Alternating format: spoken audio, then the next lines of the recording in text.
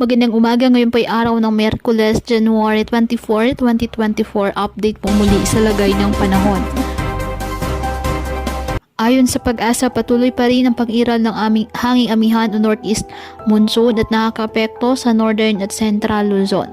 Wala pong bagyo o low pressure area na minomonitor sa loob ng ating PAR na maaaring makaapekto sa ating bansa.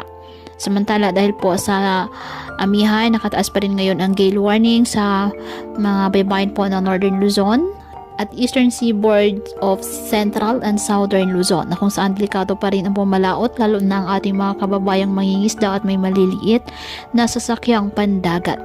Ngayong araw, dahil sa amihan, ang Cagayan Valley, Aurora at Quezon asahan ng maulap na kalangitan na may mga pag-ulan. Posible po ang mga pagbaha at landslide, lalo na kapag may moderate at times heavy rains.